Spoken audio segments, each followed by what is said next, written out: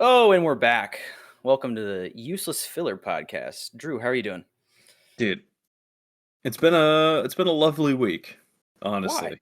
Yeah, you made a cake? I made a cake this week and I don't want to brag, but I fucking crushed it. Tell me about it. Russian honey cake, right? Yeah, dude, Russian honey cake. Our owner at work kind of told us that we could branch out and kind of do more kind of off the wall baking ideas, and so I pitched this to her like a week and a half ago. It was something that I wanted to try making for gosh, a couple of years at this point, but I never had the cojones to try and pull it off because it's in most recipes it's like anywhere from like an 8 to 10 layer, like small thin layer It cake. was a lot of layers. Yeah, you're right. I ended up doing 6 because, to be honest, anything more than that and the plates at work wouldn't fit it. So Dude, that's crazy that you sent me that picture, and I was like, that's only 6 layers. I can't imagine a 10-layer cake of that. mhm. So wait, you decided to do that, not your like owner of your work or anything? Yeah, because at the beginning of the year she came up to us as a staff and said she wants to do more like in-house baking. Yeah. And so if we had any ideas, like pitch them to her and see what she says. And That's so cool. I told her like a week and a half ago or so. It's like, hey, I've been wanting to try this for a while. And she said, go for it. So on Monday, I came into work and I worked on making a cake for, oh my God, like almost 5 hours, dude. That thing Oh, was, damn. I dude, know it took you 5 hours. it was a lot of work. I Like, feel like also you were like, "Yeah, let me just try to do one of the hardest cakes I could think of." yeah, I don't really think I thought it through in terms of Nah, the yeah. process. I just went, Did that people looks destroy that tasty. cake though? It's almost gone, yeah. Oh, hell yeah. We started serving it yesterday. God damn, it looks so good. Anyways, I wanted to ask you too, do you hate IPAs?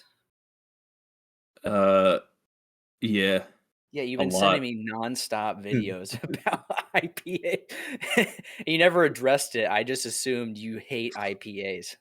Well, I do. They make so much sense. Like the guy, Mhm. especially the guy who went to a bar, he's like, "Here's a hack for not to spend a whole lot of money Oh, when you yeah, go you out." sent me that. What's your most popular IPA? He gets it. He's like, "Oh yeah, that's gonna take forever to go down." Dude, when, I remember talking to my dad and when he was probably like it was probably like 10, 15 years ago when this happened. Like, it was kind of like when he's getting to the point where he didn't really wanna drink anymore, and I started using this tip in college when I was kinda getting the same way, like or if I went to a bar or a party where I didn't wanna drink as much, he would get a beer and just drink 1 beer all night and just hold an empty can in his hand and continue to, like, pretend to drink out of it so that he didn't have to drink that much, so he could just drive home and just Irish goodbye everybody. I'm like, Dude, "Dad, that's where I get that from. That's a that is good idea." genius. I Dude, know. and the more drunk people around you get, they're not even looking for if you're actually drinking. They just are trying to see if you have anything. But, oh yeah, I'm good. Oh, Yeah, and then I'm okay. like, "Yeah, dude, this is my 10th beer tonight." And they're like, "Whoa, you can hold your shit." Like, "Yeah, I'm really good at it." Dude, The- so I started doing more of that and, oh, it's such a good but then again, I will say me and you do love getting plastered every now and then. yeah, plastered by like having a few beers instead of one. Right, right, right, but people don't have to know that. And, then we like to smash and then turn the switch on, then That's play right. Smash Bros. That's right. There's a very specific order to these things. Oh, It's yeah, yeah, sure. crack open the beer, smash, turn on the switch. Oh, so I was gonna tell you, I got 2 comments from our episode last week. First one was from our good friend Jake. Uh, You kinda saw it, he just texted us, "Sick intro." And thanks. I was like yeah, I was like, "Thanks." I was like, almost afraid to ask, "Okay, what'd you think about the rest of the episode?" I was kind of afraid he was just gonna say, "Well, the intro and outro are really cool."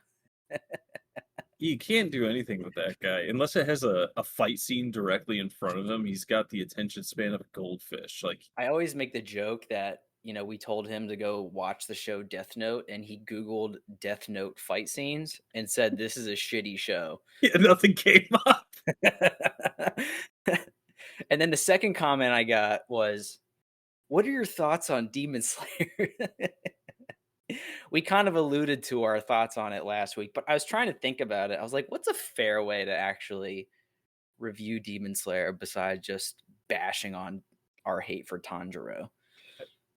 Dude, I'd say it's very fantastical in its It presentation. is. Like as an adaptation, if you've seen the manga and then looked at the adaptation, like Ufotable crushed it. Oh, really? That's a good way to put it. Oh yeah, like it is a phenomenal adaptation. Um, yeah, I mean, story's pretty straightforward. Hey, Yeah, I I don't, mean, I always think back at the story and I'm like, there's really not much for me to note of the story besides like there's a lot of scenes that kind of do some twists and turns that are really, really cool and interesting. But yeah, I think for the most part, and also the Upper Moon characters are really cool when we keep seeing more of those guys show up and just wreak havoc. But I well, mean, like and it's super cool. Also, like, it's a really good intro to entry point for a lot of people. yeah, But I think there's just so many kind of shows out there with much more depth that I'd be excited to see have people kind of check those out if they can have the patience, you know. yeah. Well, the other thing too, I mean, we bag on Tanjiro quite a bit. I mean, I think it's completely deserved because the guy sucks. But like as the story goes on, and especially in the manga, and it's going to be in the Infinity Castle movies, they actually do a lot of background stories for like other Hashira that we haven't seen a whole lot of, but also the Upper Moon demons, and the characterization of them is just phenomenal. And you find Oh, out I that agree. it's not really a spoiler or anything, but you find out a lot of the upper moons aren't actually like evil sons of bitches. They're just broken people Oh, yeah, who look I've for a I've way out. kind of experienced that so far from what I've watched too. Yeah, and the only thing I think when I'm watching all this is these are better fleshed out characters than our main character. Yeah, that's, like, kind of the issue we keep going back to, is, like, what's your issue with Demon Slayer? Tanjiro, what else? That's about it. Yeah, dude, his backstory and motivations are all set in stone, out of the way in episode one. In in the Swordsmith Village arc, there was the bit of the curveball that Nezuko can withstand sunlight, and now Muzan wants her. Right. Uh, that's it. I Yeah, that's mean, pretty much it. but like that revelation hasn't changed Tanjiro's goal. I mean, Yeah, he's got, like he's just surrounded by a lot of interesting characters, which makes him look a lot less interesting to my in my opinion. he's a piece of wet bread on screen. Like I don't like him. He's just going to get up and yell at me on screen, and everyone else around him is way cooler. Yeah, I think there's been a few times where, like, they're doing a backstory for, like, Zenitsu or something, and I'm like, "Oh, this is so cool," and they switch it back over to Tanjiro, and I'm like, "Fuck! Bah. Go back to somebody else." Or the Upper Moon, like, there was, like I remember, like, a whole episode on the Upper Moon and Muzan, and I was like, "Oh, this is so cool, I'm so into this." I think it was, like, the first episode of, like, one of the seasons, and they go back to, like, just Tanjiro, maybe the Swordsmith Village. I think it was, and then it goes back to, like, them, and I'm like, "Oh god," I just was having so much fun, and they just took it all away from me. It's like I really liked the backstory for Daki and her brother Right, yeah, that's it. in the entertainment district arc. That was also really good. I will say if I had to give the manga and the show in general like credit where credit's due, it's that the story doesn't drag on longer than it has to. Like That's we're true, that's fair. already so there was what the 3, 4 seasons, something like that. Something like that, yeah. They name the seasons after arcs, which I kinda And like that, but I you kinda think forget which one you're on. I know there was. I'm not gonna try and. There were a few seasons, and then now we're in the final arc. I think like it does a really good job pacing It Agreed. doesn't try to bog the story down for the sake of getting another episode. And I mean, now we're in the movies. I know, and man, I will say I love the movies that we're kind of getting nowadays. But I do think like Demon Slayer is also as much as like I think there's just so many. I don't want to say better options, but there's a lot of other good shows out there. And as much as I love just like fists and like the cool animation, swords flying, all that stuff, there is some like psychological and philosophical aspects in a lot of shows that I love, like Orb, for example, movements of the earth, there's zero fighting, but it's all like philosophical, psychological stuff. Same with like Death Note kind of thing. Like there's just I just love so much of that tension building and parallels to our own world that I love. Whereas like, you don't get a whole lot of that in fighting and just shonens, but as much as they're cool and I love them every now and then, I do love the break to like the deeper stories and stuff like that. Ask some more philosophical questions, kind Oh, of I know. make you sit there and question your existence a little bit, or Yeah, as that one video I sent you is like it stares at you waiting for you to blink. yeah, Oh, I love that. Anyways, what are you watching nowadays? like currently or Yeah, currently I'll tell you what I'm watching because what I'm watching right now is a shit show, but I want to ask you first. I mean, right now I'm not locking down on any one season. I've got this heinously sized backlog of shows that I need to watch. Unfortunately, I'm kind of putting that off, as every good as every good media consumer does. That's right. Um, I'm just watching the seasonal shows right now. Yeah, So I mean, watching Free as it Free comes out, Rin, obviously. JJK. Uh, Hell's Paradise, the second season's out right now. Oh, dude, It's someone I know was like, dude, you got to start watching Hell's Paradise. And I was like, ah, man, I know. I actually have like two of the first volumes of it. I watched the first episode and I just dropped it and haven't picked it back up, but I need to get back to it. it's really good, and a similar thing. The manga doesn't like drone on for the sake of like padding chapter numbers. Like Right. everything's important, and it wraps up, I think, in a pretty neat way in the end. I think the manga itself is like 160 chapters, something like that. So it's not That's not bad. super, no, not super Pretty long. good. Let's see. Other than that, watching Sentenced to Be a Hero, Oh, yes, that's right. Fuck, I forgot that one's on my list too that I'm currently watching. fantastic. Skipping Oshinoko. Yeah, I know me and you we got into that. You watched way more of it than I did, I think. But I mean, like, don't get me wrong, the music is fantastic. I love the music, but Um, oh my god, I just could not get into it. well, what it was, we both started watching Shangri-La Frontier like Oh, I a forgot couple about of that. years Yeah. ago, and like we dropped it because we're like, the fact that it's all inside of a video game, can't really get into it, kind of takes us out of it. And then I was going through my watching plan to watch list, and I saw it, and I'm like, you know what, I'm gonna go back, I'm gonna give it another shot. And about, I don't know, 5 or 6 episodes in, like it all clicked for me, and I could just sit back and enjoy it. And Hmm. I watched the whole thing. Second season came out, same thing. Watched it, had a good time. And I was like, you know what? I wonder if the same thing was true for Oshinoko, because I dropped it Oh, and that's like can't right. get into it. And I went back. I wasn't wrong. I was right to not watch it. I How far did you don't get get? it. Episode 6, episode 7. Oh, so you tried. Okay.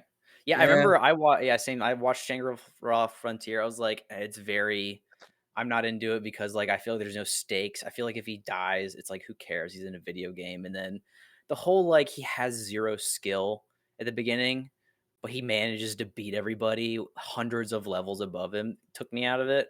But then I kept hearing you and like other people say like, no, it gets pretty good. Give it a shot. I'm like, all right, fine. I guess I'll try it. So I'm I trying not to judge it yet. yeah, weirdly, like when I when I was watching it and I initially saw like, oh, he's a level 1, but he's taking on these like super high level end game, bosses, enemies. I was thinking like, well, that's a bit shit.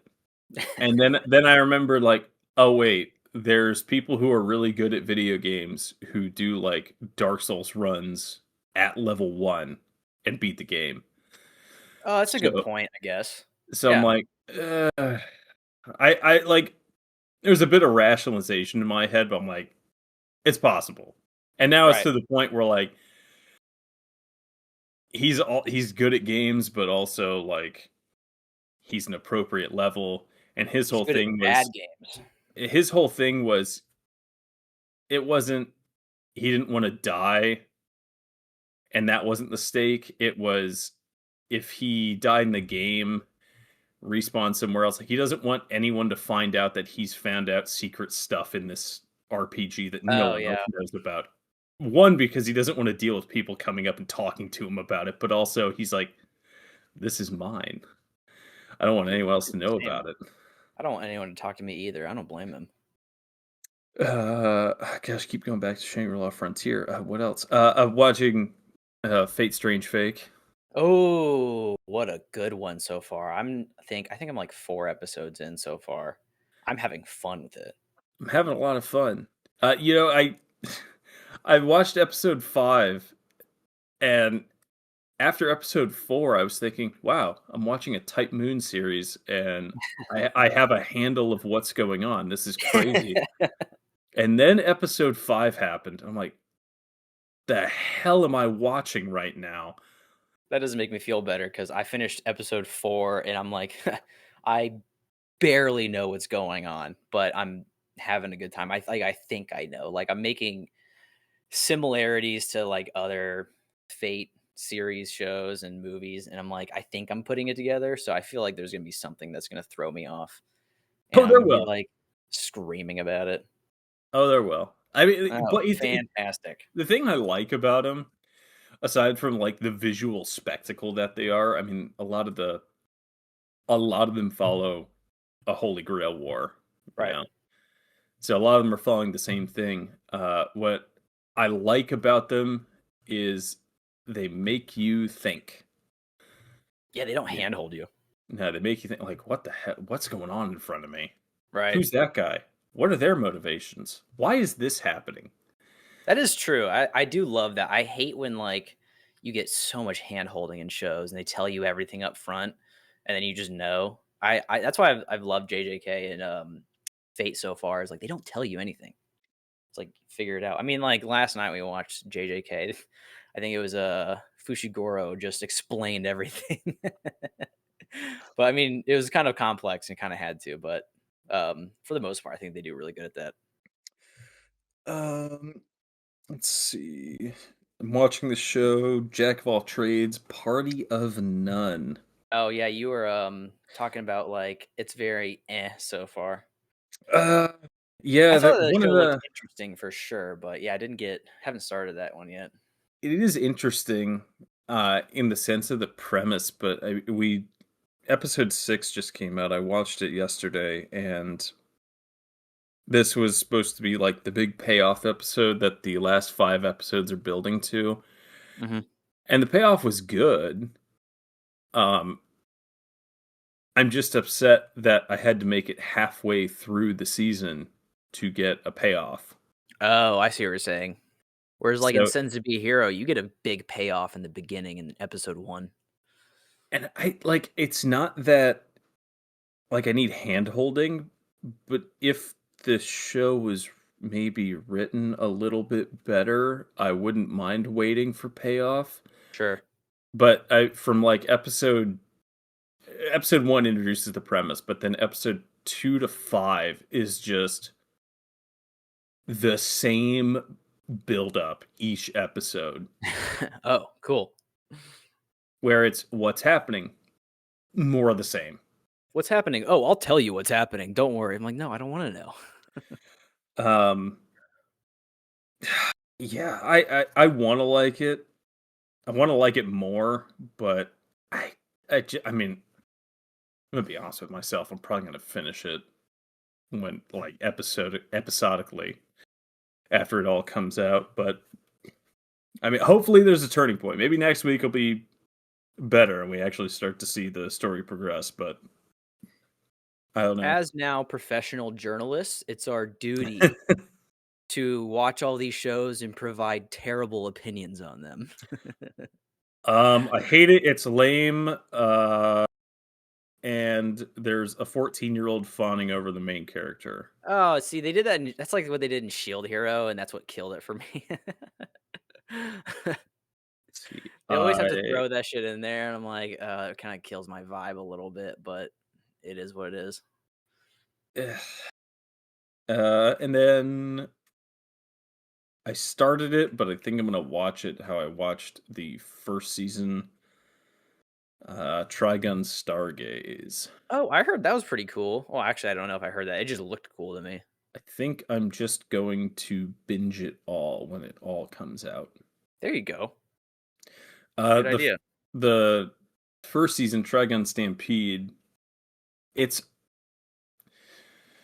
okay. This gets a little convoluted. So it's not a prequel to the original 1998 I think series. you remember telling me that. Yeah. So there was a series that came out in the 90s, Trigun. It was an adaptation of Trigun the Maxim, and that was the manga. The show that came out took some liberties, didn't follow the manga exactly, but people loved it, and it is really good. It shows its age a bit, um, but overall pretty good show. And when Stampede came out, people were really off put by the 3D animation of it, which Oh, yeah. I don't know. I thought that looked kinda good, but I could see why people didn't like that. it looked good. I It was thought very I like clean for too. 3D. I mean, we're not hitting like like people think 3D animation and they think Berserk 2016. Yeah, I didn't like that one.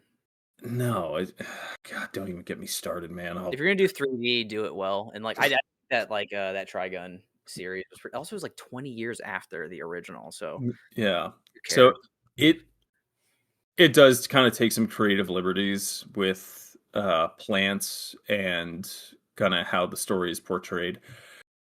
If you can separate it, like the thing that people I think point out accurately is it's an adaptation. It's not a one-to-one recreation. Mhm. I'm like, oh, I guess when you look at it like that, like, is it a good adaptation of the source material? I think more importantly, like, is it fun to watch? Right. And Stampede for the first, I'd say half of it, I was just kind of sitting there thinking, like, oh man, like it is this gonna be good? Like, when's the timeline to this? Because people know Millie Thompson from the original, fan favorite. She was not in it. You find out it's kind of a Ooh. it's kind of a it's set before the events of the original, Mhm. and you see one of the events that they keep talking about in the original series with what happened in the city of July, and that's the climax and the ending of the first season. And seeing the build up to that, which I admittedly was a little quick, but the last three episodes of the first season were fantastic, in my opinion. Uh, but I'm gonna hold off and binge the entire second season because if it sucks, then I only lose a few hours Oh, rather that's a good than point. rather than Yeah. watching it every single week, thinking about it. I don't know. Dude, it's crazy that, once, there's one show that took some creative liberties on what they were doing. It's a show you might have heard of called Ghost Stories. It seems like it seems like everybody's trying to do that nowadays. Oh, you mean the greatest adaptation for a dub ever? Oh my god, dude. I think that is, like that's gotta be, like, on my list of if you watch anything, anime related, you gotta watch that because of Top just how wacky and funny it is. It does not match what's going on. Well, actually, well, it does, but like they do some stupid shit to it, and it's so funny. Everyone has to watch that. top 3. Top Like, 3. it's so over the top. I love Oh, it. it was so much fun. Alright, you wanna hear what I've been watching? Yeah, hit me with it. I Dude, okay, so I'm gonna rank all of the shows I've started in order right now, but Okay. I'm gonna go with number 1, and people are gonna, crucify me for my list here, but this is more based on, like, where I am in it, and I'm curious to see what's going on, not just the overall hype about it. So number 1 right now, and I have a funny story to go along with this, is right now Heavenly Delusion. Great Okay. show. So, Fantastic. funny story. I've been watching episodes at the gym, and are you familiar with everything that happens in episode 1? Yeah, you're kind of episode 1, yeah. So, I'm watching episode 1 of the gym. I'm on, like, a treadmill just walking because 'cause I'm just finishing up my workout with just walking, and there are quite a few people behind me on Stairmasters. They can easily see what's going on my phone, and not really a spoiler, but in episode 1, one character gets naked more than most characters would in an anime show in episode 1, and you also find out that this character appearing to be a woman is a dude. And I'm watching it and I'm like, all right, she's naked. This will go away soon. It doesn't. It stays there for a while. And she's just naked, or he, with a feminine body, by the way. And I'm like panicking. I'm like, oh God, dude, all these people can watch me watching this right now. This is awkward. And then I'm like, do I just skip it, get off, and walk away? Or do I turn around and say, no worries, everybody. This is a dude. I was like trying to figure out which one might be worse. So Dude, you're sitting there like Randy in South Park on the phone with Whole Foods. No, no, no, no, no, no, no, no, no, no. That's exactly what it was. I was like internally panicking. I was like, dude, what the fuck is this? Come on, man. And then so I just like skipped through it, finish the outro, get off the treadmill and leave. I'm like, that went way better than I thought it would. Anyways, um, You're sitting there trying to explain to people, like, no, guys, like, it's fine. It's art. I it's swear I it have an explanation for this. it's fine. It's art and it's a dude. So it's really not that big of a deal because you can only see like the chest. And they're like, but he has tits. I'm like, dude, I can't explain it to you. Okay. Just all right, whatever. We're just gonna leave this alone. Trust Anyways, me. anyways, um, the whole like first episode had me like, whoa, I'm so interested to see what's going on. They're looking for heaven. You have these kids in like what some sort of like asylum that they're, freaking out about. They're like, what's outside? What's outside the outside? And I'm like, oh, this is a fun watch. By the way, I'm watching 6 shows right now. I don't know if I mentioned that. Probably not the best idea I've had. Number 2, I'm gonna throw JJK out there. It's phenomenal. There's no real explanation I need for it. It just very interesting. I'm very curious to see what's going on, especially we just got introduced to Hajime, Electric Boy, and so that'll be kind of exciting. I would say number 3. By the way, people are going to be very upset at my last one, but this is a very stacked lineup, I would say. It's probably for the same reason I got Fate, Strange Fake. Yeah, Well, it's exciting to watch. It's very fun. it's very good. Um, oh yeah, I forgot I do have Sends to Be a Hero. I don't know where I would put that one. I don't know if I can keep track of all the shows I am currently watching. Um, I You think reach then, down into the depths of your autism and just like follow along weekly with each of the dude, shows you're watching. dude, that's the issue. Is like I can't even keep up with my own autism on where things are and what's going on. I think the next one.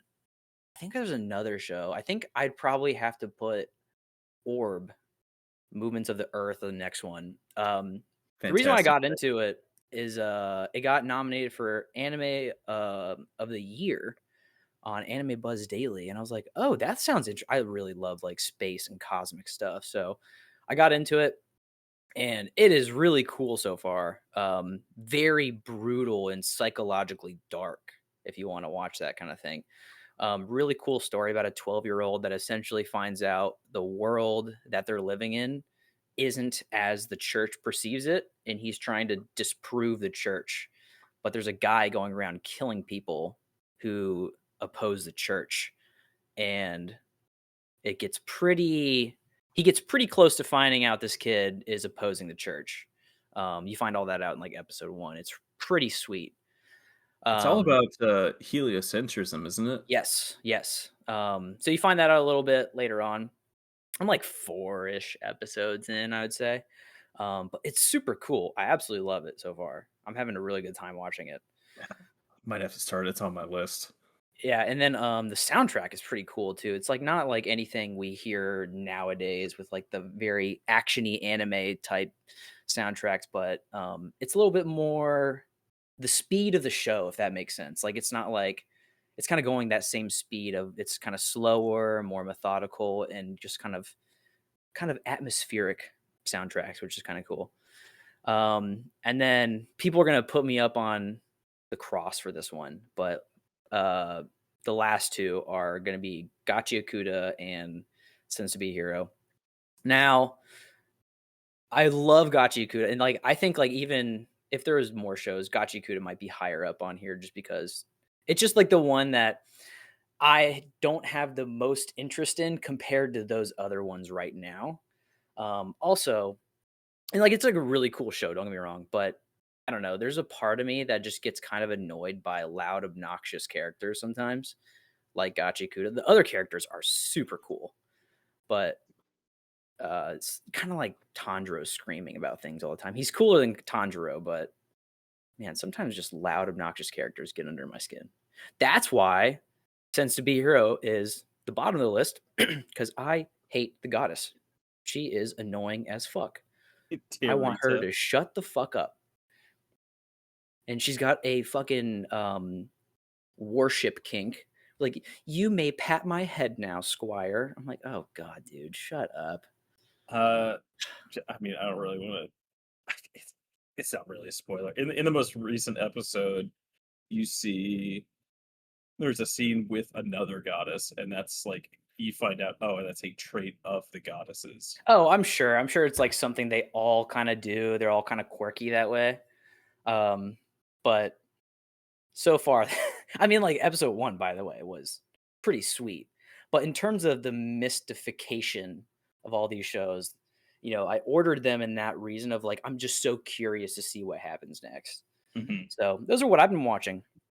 By the way, I have some interesting news I wanted to share with you. Ooh, I found out as of yesterday, the Baldur's Gate 3 lead director came out and said he is working with HBO on a Baldur's Gate 3 TV show. hell yeah, dude. How about that? I don't know. I'm interested, but also always when this kind of news comes out, I'm always worried at the same time. I'm super excited. I think it'd be really cool if it goes well, kind of like how Fallout's been. But I'm also like, oh man, dude, they could really mess that up. Do you remember is that kinda reminds me, do you remember, oh god, a few years ago, there was a Dungeons& and Dragons movie that came out with Chris Pine? I didn't watch it, but I think I've scrolled past it on like whatever platform it's on, and I heard it was. I can't remember. I think I heard it was not good. Is that right? I think I I looked it enjoyed up. it. Oh, you did? I Oh, okay. enjoyed it. I it follows a like, it follows D&D combat and, like, a D&D campaign almost. Oh, okay. Was that on So, HBO or what was that on? I believe I watched it on Hulu. Oh, okay, because I know like Sven, the director at Larian Studios, said he's going this direction with HBO. He's in conversations with them about a show, and this came out yesterday. This news. So, and like it makes total sense. Like they put all this work and effort into fleshing out this story and these characters. You might as well do more with it. Kind of like, oh man, I could talk for days about how I think Cyberpunk did it right. Like they made a game, then they made a TV show, and like they interconnected them like super well. Like you can go see all the scenes from the show in the game, vice versa. And I think they did that super well. I'd love to see more stuff like that because I just look back at Cyberpunk. I'm like, dude, that is peak for me. It was so good. I So good. remember I remember when we were living together and Edge Runners came out and I saw a Netflix Cyberpunk show. It's like, huh, wonder if it's gonna be shitty like the game release. I so thought the same thing. I was like so unexcited. I was like, I so took my time getting around to it. I was like, dude, it's not gonna be good. Who cares? And I threw it on, and I think I had to like hold on to my chair. I think I was about to fall out of it. I was enthralled Oh the my god, dude. entire time. Dude, they packed such a punch in 10 episodes. And Cyberpunk's gonna be on my top of my list when we talk about eventually top tropes we like to see in shows, which is like, oh, I don't want to spoil it for people who haven't seen it, but the ending is just gonna be like my favorite thing that I wish I saw more things in shows nowadays. Like that's the reason why I don't like Hollywood anymore. Everything's so predictable. Oh, Whereas like anime like the ha- Cyberpunk, the happy ending. oh dude, yes. Like Cyberpunk, like I did not see that coming at all. I'm Everyone s- dies. I'm so Awesome. happy. Like I like also that they connected it back to the themes of the game, where Yeah. like they keep telling you you're a flash in a pan. Like if you're gonna be a legend, legends die. Oh, dude, I know. It was so cool with that stuff. Like for example, like I watched this movie called The Rip lately on I think Netflix, I want to say.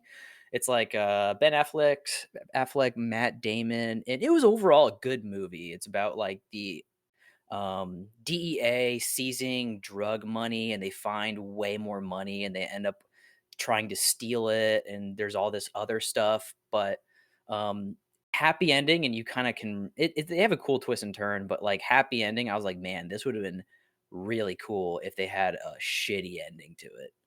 But that's just like my overcritical brain, and like that's just like the way with like all these other Hollywood movies. That's why I prefer anime so much, is that you never know what you're gonna get with an ending on something. It's sometimes like it's gonna be very tragic, and I love that. I think it's so cool.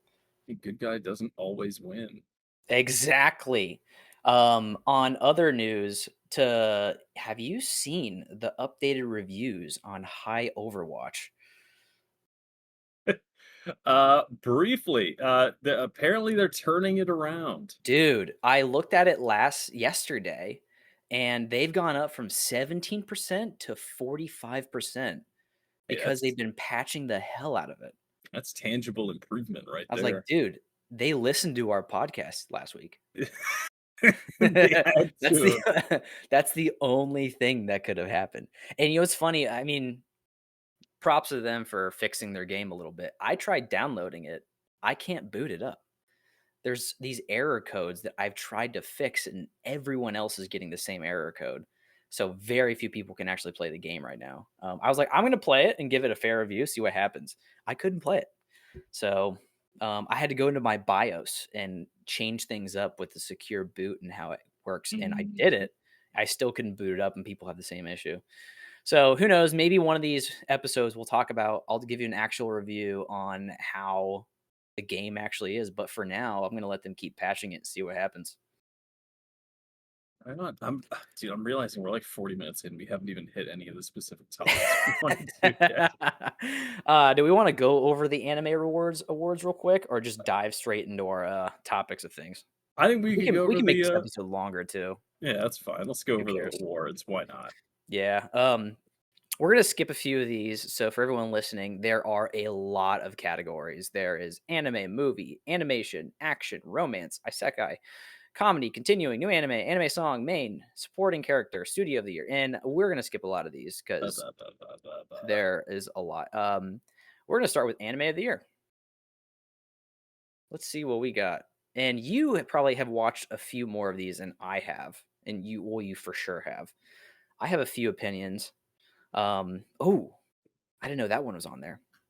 So we have, for people interested and they're not following along, which fair enough, you might be listening to this. We got Solo Leveling, Apothecary Diaries, Kingdom, ReZero, Season 3, Lord of Mysteries, Dr. Stone, Flagrant Flower Blooms with Dignity. God, that I almost had a stroke reading that.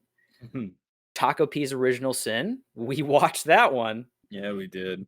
Orb on the Movements of the Earth, To Be Hero X, Gotcha Kuda, My Hero Academia, and One Piece.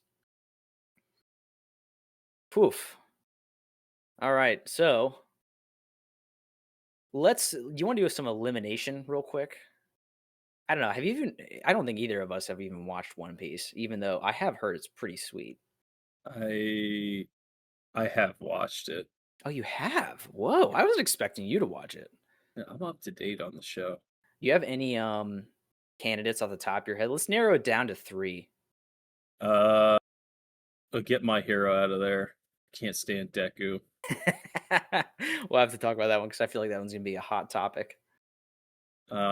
If I like my personal, God, I so I like, would probably throw, as of right now where I am, an orb. It's really good and it probably gets better because I'm on episode 4 out of 25, I think. It's probably a lot better, but I think right now I could confidently throw that one out. um, Lord of Mysteries had a rough start because they cut a lot of the exposition and world building from the Donwa. Yeah. I will give Lord of Mysteries this. By of every other anime on I'm looking at this, it's got the coolest cover, to me at least. Like after episode 5, you get a really good sense of everything that's going on, or a better sense, I should say. Yeah, And you're not like sitting there scratching your brain like the hell's going on right now. You right. kind of, but that it's a rough start because I Mhm. remember for the first few episodes, I was just so lost. Yeah, I know that's what you're saying. Maybe I'll give it a try eventually, but um I for me personally, from what I know, I haven't even watched To Be Hero X, but I would probably throw that in the ring. I would probably throw Takapi's Original Sin in the ring, and then I heard Dr. Stone and ReZero is really good, but I never got around to it. And then probably Solo Leveling for me. I don't know, you liked Apothecary Diaries a whole lot though. I did really like Apothecary Diaries. So those are like my little ones I would throw in there from what I have seen. As much like Kingdom season 6 was phenomenal. That's what I've heard. I've heard that show is really good. It was phenomenal, and Yeah. I think the only thing that dings it isn't the fact that it's beaten out story-wise by other shows, it's just that it's 12 episodes, and it's the start of this big invasion arc. Right. You see the first part of, like, the major battle that happens and decides everything, so, tragically, it didn't cover the entire battle, unfortunately. It Mm. was only a 12 episode season, um, so I don't know how accurately I can judge it. So But, what's another few you'd pick? I mean, I'd go Takapi, To Be Oh, Hero, really? and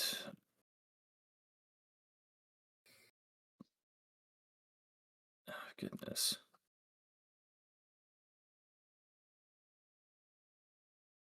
I'd probably go either mm, mm, this is a toughie. I'm honestly probably just gonna throw Takapi's Original Sin for me to the top of what I would vote for, just because, of course, I haven't seen all of these, whatever, but man, I will say, like, Takapi's Original Sin was so unique and so different and hit me so hard that it was it was something very unique that I have not seen in a long time that made me not really, I want to say feel a certain way, but like I was like, wow, this is so out of the box and I love it. So cool, made me like super uncomfortable. It was great storytelling. It was very convoluted in a good way. So I don't know. I'd probably have to give it to Takabe's. I am okay with that. Fantastic. How about that? Um, I what do you want to do next? Let's pick like three of these because there's a lot of categories. Oh, dude. I'll be honest, I'm gonna do something crazy here. I'm not even gonna name all of the movies of the year. And yes, Chainsaw Man. yeah, but Legend of Hay 2 is on there. I thought Chainsaw Man. was better. I haven't watched Legend of Hay 2, but like, damn, do I want to watch it? But I will probably just give it to Chainsaw Man just because Chainsaw Man's my favorite anime ever. Um, let's do like one or two more categories. Ooh, what's another fun looking category? We do actually. Let's just go ahead and do the anime songs. We listened to all those earlier. Yeah. What would you pick of the anime songs? We got Chainsaw Man, Call of the Night, Solo Leveling, Don Da Don, To Be Hero X, Gacha Yakuta, Orb, My Hero, One Piece. I will say, me and you kind of agreed. We were very unimpressed by My Hero and One Piece's song. Yes. Orb is pretty good. It's just that it's good for the purpose it serves, but standalone as a song, it's not as good as some of these other ones. For me, it's either uh, the To Be Hero X or Don Da Don. That's exactly where I was at. Mirage bot for the Call of the Night was really good. So Leveling is really good too. But I'm between Inertia and Don Da Don. And if I don't know. I think I'm probably gonna very slightly give it to Don Da Don. It's such a fun song, man. It's so good. And like God, they are just like 2 for 2. But man, To Be Hero X's song it's super cool. I love it. What would you pick between those two? I'd say probably Don Da Don. They got it. Yep, I agree. They don't miss. They don't miss, dude. Like they've only made 2 of them so far, right? Yeah. God damn, they are so good at what they do. All right, let's do one more category. Which one do you think we should do? Um, A lot of these will just kind of be like the same thing. But what should we do? should we Ooh, do? should we do? Let's do best main character. Ooh. I like that one.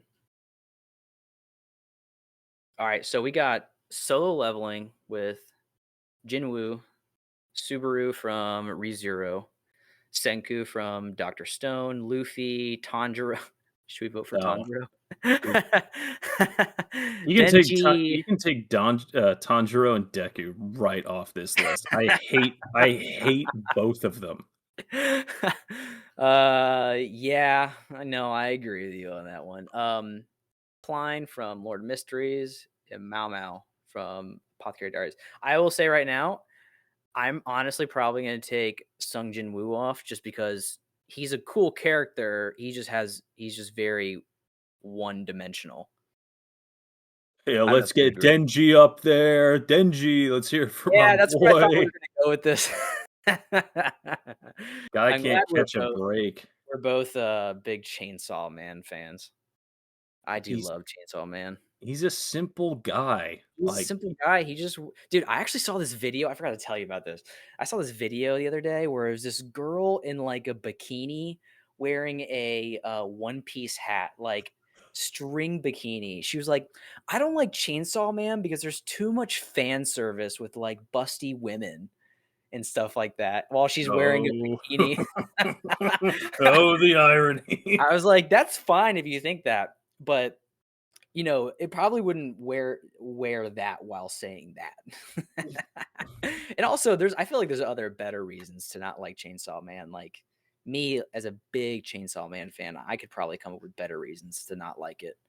I mean, if you said like the gratuitous gore and blood, that would be a more like Dude, realistic I'd like probably take that objection. more. Yeah.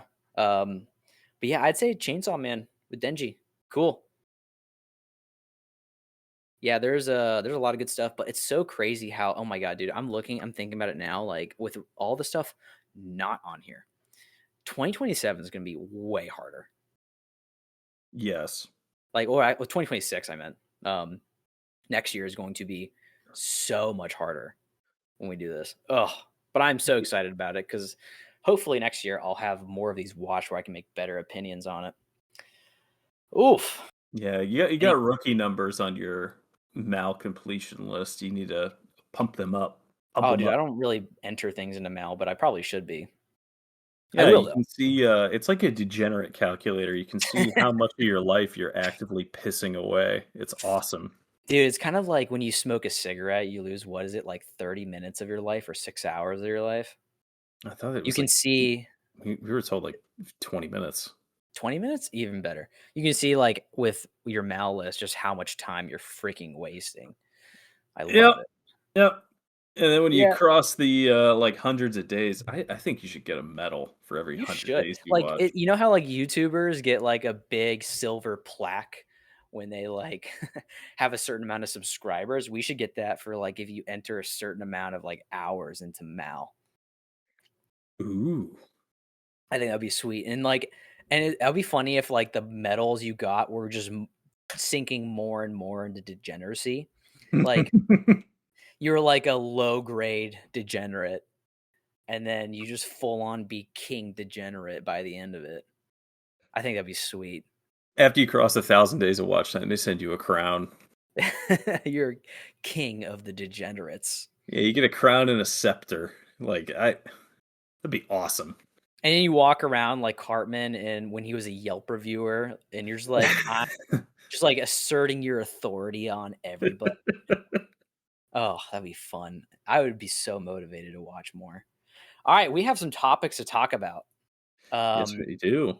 yeah, do you wanna go first, or do you want me to go first? We're gonna educate each other on, something a topic, A whether it be special interest. special interest, good way to put it, whether it be anime or video games. This week, I have a video game, and this week you have an anime. Would you wanna go first, or you want me to go first? Well, we've been talking about anime, for the last 50 minutes, so let's do a little change up and talk about the Oh. game that you are fascinated with. Yeah, yeah, you did say I'm fascinated with it, and I didn't wanna say it, but I am fascinated with it. All right. So I'm gonna talk about the game Fear and Hunger. Oh. So the game I'm gonna play with this, so, like, one thing I didn't wanna do is just go over the whole lore of Fear and Hunger, Right. because that would just take forever, and there's so much, it's so convoluted that it would take me forever. So instead, I wanna talk about something that I think Fear and Hunger does incredibly well. That is really cool. It's not like a big pinpoint that people think about when it comes to Fear and Hunger, but it's their canon going into the second game. And what is the exact right timeline and appropriate events that go into the second game. So there's two games, Fear and Hunger 1, Fear and Hunger Termina. Um and they've been out for a while. Probably like 3 years ago is when Termina came out. And this game has gripped me ever since I stumbled upon it. And yeah, you know about because I've been just constantly talking about it and knowing the fuck out of you about it. Hmm. And you're like, yeah, I get it. It's good. Can you shut up about it? And I'm like, no, I can't. I'm sorry. But I think it also plays into I love cosmic horror, which is the fear of the unknown. So, anyways, I'm gonna play the game with you. Is it canon? So what we're gonna do is I'm gonna give you a brief synopsis of the game Fear and Hunger, Okay. and I'm gonna give you all of the endings. I'm gonna tell you how they branch out from the actual storyline, and you're gonna try to guess, is it canon or not? And I'll Okay. tell you if it's canon or not. And then I'll tie those into how they lead into the second game. So, and I love this because after we get through, I'll tell you why I love this so much because they do such a unique thing with this. So, anyways, brief synopsis: grim, dark medieval era, way long ago. Oppressive influence from the old gods. So the old gods are, their influence of things that are going on in the world are still happening, even though you find out the gods are completely gone from the world. Their influence is still there. There are old gods, there's new gods. New gods are significantly weaker, and they are trying to essentially dethrone the old gods, but they don't even come anywhere close to the strength of old gods. Two of the main old gods I'm going to talk about is going to be Grogaroth, god of destruction, Sylvian, god of life. And they are so incredibly strong. The only thing that resides of them in the world now, in this world, is traces of them. Literally like the equivalent to footprints. And they still destroy everybody, which I think is a cool way to That way you can at least like kind of like have perception of them without like, dying from the eldritch horrors that they are, which I think is pretty cool. So, the Dungeons of Fear and Horror were initially built by the Kingdom of Rondon as a prison. Over time, they degraded from the influence of the old god into a nightmare realm. Four characters are sent to rescue the claimed prophecy that will restore their broken world, which is this character named Lagarde. They're trying to rescue this guy because they say, like, oh, he's going to, ascend to godhood and save us all, they said. So the four characters, real quick, are Kahara, Enki, Darcy, and Ragenvolder, which, by the way, cool fucking name. Very cool Ragenvolder? name. Sweet name. So the reason why Lagarde got captured was he was a part of a rebel group called Knights of the Midnight Sun, and he was trying to steal the Cube of the Depths, which was going to allow him to go into the City of the Gods and ascend. And then he was captured, and he was thrown down into a prison. So these people were asked, like, hey, we'll pay you tons of money, and all these four characters, Kahara, Enki, Darcy, and Ragenvolder are paid. They'll be paid very well if they can go capture him and get him out. So they go, and it looks like a very normal, just kind of like mini small castle they're going up on, very foggy. And the deeper they go, the more terrifying it gets. So, and I'm going to skip around a lot, like just to the main points to make this quick. So when they first get in there, first of all, like the cool thing about this game is like you don't just go fight things. Like if you don't know what parts of the enemy's bodies to hit and cut off, they will destroy you. You are weak as fuck in the game. Like you get by on what you know, which I think is super cool. And so another cool thing is like if you get your leg cut off, it's cut off the entire game. Like you don't get it back. The only way to get it back is if like you sacrifice something or someone to a god and they give it back to you, luckily. Or if you get a disease on like an arm or an infection, you have to cut it off yourself with like a bone saw. By the way, I want to preface this is a terrifying game. Like I would, huge content warning if you want to get into this. There's a lot of dark topics, but either way, it's awesome. If you can stomach it, of course. So those are two really cool aspects of the game. It's really hard, like a brutally tough game. And the whole game itself takes maybe like a few hours. It's not very long. It's just very hard. So they go into the dungeon a little bit. They find a girl in a cage. And this is interesting because like it's just a girl in a cage. You can choose to rescue her or save her. It's up to you. That's a pretty important part though, if you do or not. And then they end up finding Lagarde, and they find him and they take him out, and he pretends like he doesn't know anything. He's like, why am I here? I have no idea what's going on. And then he suddenly will start monologuing about how he's going to save the world. Like that's a little suspicious. But as they keep on going, they reach the bottom of the dungeon. The new god, Nilvin, offers her soul to take the girl to the bottom. And they're like, huh, what's so special about this girl that we have? They have no idea. And so getting their souls is kind of an important thing, but I'm not going to get over it. And so we also find out that this girl is the daughter of Lagarde, and Lagarde and Nilvin had this little girl together. And like, oh, there's something special about this girl, huh? Believe it or not, that's all you really need to know for right now. I'm going to get into the endings, and we're going to play the game. Is it canon? Ending one. Okay. The god of fear and hunger. You take the girl down to the bottom of the dungeon. She ascends to the god of fear and hunger. What this ultimately does is it forces the world and it instills fear and hunger into the world. And people now have motivation to keep going and to better themselves because of fear and hunger that originally was not in the world. And because that god was born, it now is in the world. And as well as the god of fear and hunger also mercifully kills the main character, which Kahara is the main character that leads her down there. Now, the cool thing too is like back in the beginning, when you take her out of the cage, it's like you have known nothing about the importance of her. And then she becomes the main character, which I think is kind of funny. So, is that canon or not? Sounds too happy. No. It's fully canon. Shut up, you idiot. Shit. All right. Ending B. Ending B is if you decide to not take the girl from the cage. And what you do instead is you go down to the bottom. Groguroth, the god of destruction, finds you. It's the traces of Groguroth. So it's like literally his footprints. And you end up having to fight him. You don't win because you can't win. And what he does instead is he says, do you want to have knowledge of what the world used to look like or should look like if I was still here? And you're like, no. And he's like, screw you. I'm giving it to you anyways. And then you die because you know too much knowledge about eldritch horrors. That's literally it. That's the whole ending there. Is that That, canon or not? that sounds canon. It's partially canon. Oh boy. This only gets more confusing. There's a few endings. All right, Okay. ending C. So ending C, we talked about Legard. He wants to ascend.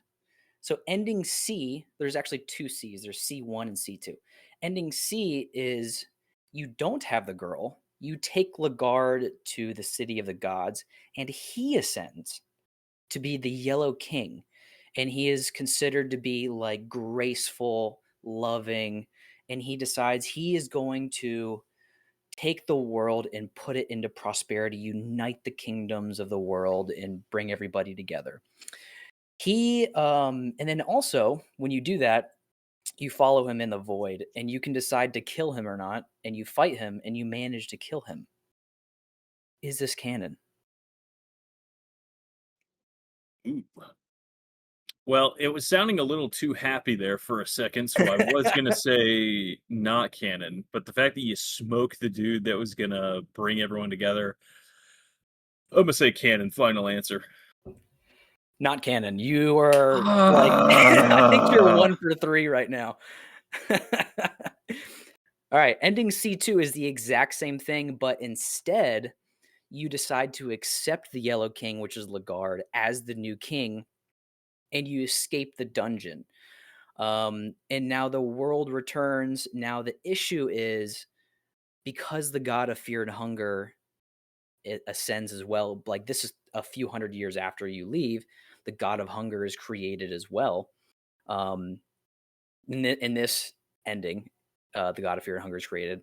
That the god of fear and hunger solved all the problems of the world, and it's gone to normal. So Legard gets out, and he's like, "I have no purpose. I need to fulfill a prophecy." And he decides to kind of start war, basically. Is this Hell yeah. canon? Um, yeah, it sounds pretty bleak. I'm gonna say canon. It is pretty canon. Yes, this is pretty canon. Two Yep. for four. Yeah, you're doing pretty Okay. good. All right. Ending D. Now this is going to be a little bit confusing. This is separate from the next few endings. Ending D is literally none of the stuff before happens, and only the main four characters ascend into godhood. So you got Kahara, you got like they skip all that shit. They fuck the girl off. They fuck over Legard, get rid of him, and they all decide to ascend to godhood instead. Is that canon? Hmm. Uh, I'm gonna say no because it sounds like only one person can ascend at a time, so not canon. Correct. Good for you. Yes. Nice job. That Yes. was good. All right. Ending E. Escape. By the way, I want to say there's a few little endings where it's like, they're debated to be canon or not. And this is the Useless Filler podcast. So I decided for my own fun perspective to choose which side of the debate I wanted to go on in terms of canon. Um, and so, all right, ending E. Escape. You find Legard dead but at the beginning. Like by the way, in the beginning of the game, if you don't find him within 30 minutes of starting the game, you find him dead. And then you can't do anything with him the rest of the game. So you find him dead, so you literally leave, and you try to constantly leave and find yourself back at the entrance. That's it. Is that a canon ending or not? Mm, Yes. Holy shit, you're right. That is fully canon. There we That is go, that is part baby. of, so it's so interesting, like, you literally find him dead, you're like, "Fuck it, I leave." But the thing is, you keep finding yourself back at the entrance, so you eventually go through the dungeons. And now keep in mind, this is my version of what's canon a little bit. Um, alright, now we have each character's what's called the S ending. So it's each character's full ending, like you do everything right. Alright, so Kahara's ending, you literally go into the dungeons, you find a crown in the city of the gods, and you have enough money to now go support your family as Kahara, and you just leave and you just go support your family with all this money you made. Is that canon or not? Too happy, no. Correct. Good job. You're picking it up. Yes. All right. Yes. Enki's S ending. Enki is a dark priest. His main reason for going into the dungeons is for just knowledge. So he seeks godhood, and right at the gates of ascension, he learns what he needs and just turns back, and he decides not to seek godhood. And so what he does with that information is he learns how to live infinitely, and he just lives in the grand library to gain knowledge. And then he writes what's called the Skin Bible, where he decides to write about all the lore of the gods for the next several hundred years. Canon or not? Uh, he saw some stuff he wasn't supposed to. I'm gonna say canon. Dude, nice. There we go. Yeah, that's canon. That's fully canon. All right. Darcy's S ending, this is where it gets controversial. And if you actually know the ending, if you're listening, no, this is my interpretation because I think this is the more fun interpretation. Darcy's S ending finds Lagarde dead, and this Lagarde is Darcy's love interest. She's like a knight that worked under Lagarde. She finds a spell in the city of the gods to revive Lagarde. Lagarde is revived, but is a ghoul. He's now like a skin blood golem looking thing, and she stays by his side forever. Canon or not? Ooh, sounds pretty yucky. I'm gonna say based on the gross factor alone. But I don't know if you're trying to pull a fast one on me. It's 50-50. We're gonna go canon. Dude, you got it. That's I, impressive. I can't be stopped. Here we go. Okay, so that's the most important ending. I'm gonna come back to that because we have one more ending to go over. Okay. One more ending to go over, and then I'll go to back to why that one is so important. Okay, Ragnvaldr's S ending. So he goes through, and so what you find out later is Lagarde killed Ragnvaldr's entire village, everybody but him. He is the only survivor. Ragnvaldr fucking hates Lagarde. So what happens is he sees that Lagarde goes to ascend. He's fucking pissed. He decides to leave the dungeon and kill everybody and everything. He ascends to, this is the coolest fucking title ever, by the way, the God of Ultra Violence. Oh, that's awesome. And so, like, if you look at the picture of him, the God of Ultra Violence, it's just him with a blade stuck in like a moon scorched, like, abomination. Is this canon? Is this canon? Uh, I want it to be canon because it sounds rad as fuck. But I'm going to say not canon. Oh, it's canon. Dang it! Okay, so we're gonna go over Darcy's S ending and Ragnvaldr's because those are the important ones to tie things in. So to tie a few of these kind of knots together into Fear and Hunger 2. So when we get to Fear and Hunger 2, it's 300 years in the future. We already have the God of Fear and Hunger that exists. Now the God of Fear and Hunger, as we kind of mentioned, restored a lot of the world. They went into a new age of living where, like, technology advanced crazy fast because the idea of fear and hunger was instilled. So and it's crazy in Fear and Hunger 2 Termina, There are 16 main characters. I don't care to get over all of those right now. But anyways, that's a lot of fucking main characters to go over. So, um, because well, I'm gonna back up a second. I'm gonna go with Darcy's S ending. So she revives. This is the ending that I like to believe in. She revives Lagarde as a blood ghoul, and as a ghoul, he's very violent. He's angry. He still has a mission to carry out, but he's almost mindless. And so when you meet Lagarde as the ascended Yellow King, this is where the story kind of connects. He is rotten looking. He is incredibly violent and he's incredibly spiteful. Like he went from in the C ending wanting to unite the world and bring everybody together to now as he turns into the Yellow King, he's now considered the Kaiser. He starts wars instead. He starts wars and kills everybody. That's why I like to believe in this ending because it sounds more like what a ghoul would do. Um, and so literally, like, I think the coolest way to look at this is like if Lagarde dies in the beginning of the game, that is canon because Darcy has to come back and revive him as the bloodthirsty guy he is. I think that's super cool. And then how Ragnvaldr's S ending, he becomes the god of ultraviolence. He fucking hates Lagarde. He hates that he ascended. He hates everything about him. He instills violence into his offspring for the next 300 years. And his offspring named August, like great grandchild, he is on a mission to still kill Lagarde. And Hell yeah. he helps you kill him. And it kind of goes back to Itachi, right? He has so much hate. He just hates. The generational spite is awesome. Oh, dude, I love it. So he ends up helping the main characters of Fear and Hunger 2 kill him.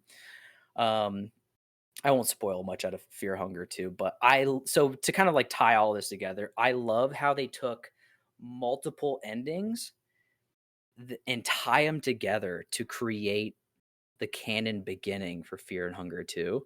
And I think that's so crazy how convoluted it is, but also how cool it is because you have to put all these pieces together.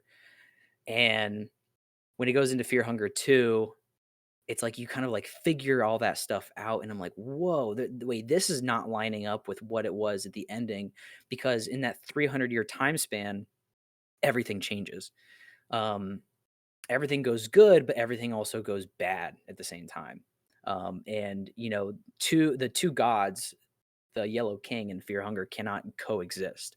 One of them is going to take over, which is going to be the Fear and Hunger god, because that is a concept. Concepts are way stronger than just people. Hmm. And so that's why the Fear and Hunger god takes over as the main god that, you know, brings humanity into prosperity, which is pretty sweet. But anyways, that is my rant on Fear and Hunger for this week. Dude, that's a lot. It's a lot, and, like, it's so crazy. I was thinking about, like, could they do this in any other medium? And that's why I think sometimes video games is so cool. You can't do this in any other medium besides a video game because you can't recreate the story. I mean, maybe you could. I don't know how they would do that. So, I think just the fact that they have so many endings is so cool, and how, like, they kind of the endings you think are canon aren't canon, and some of them that you think are no way canon are canon. Um, I think that's a really cool way to do it to really throw off the, you know, consumer a whole lot. That was a lot of degeneracy for me to, you know, put all that together, but holy shit did I have fun doing it. Dude, so obviously it's a dungeon crawler, right? Yeah, it's a dungeon crawler. It's almost like a roguelike actually, because like you're gonna die. It's just a matter of when. And you just restart, but the game's short enough to where you get by. And like another cool thing is like normally, you know, games you kill enemies, you get something out of it. Mhm. Not in Fear and Hunger. You kill somebody, you get nothing. You get nothing. Oh, So like, so you're the most kitted at the beginning of your run. yep, that's about it. And then, oh, you can get other weapons and stuff to get better, but like you get nothing out of fighting people. So you want to avoid everybody at all costs because any injury, you're gonna have blood loss, you're gonna have infection, disease. you have a psychological like bar, and if it fills up, you die. Like it is a brutal game to play. Like it's very difficult. So, and the enemies are crazy hard. So you have to be so well understood of like the dungeon itself to navigate it. And another thing of the influence of the gods. So Sylvian, the god of life, to people, how they worship her is they all have orgies, and then for the Grogoroth god, god of destruction, people cannibalize each other to worship him.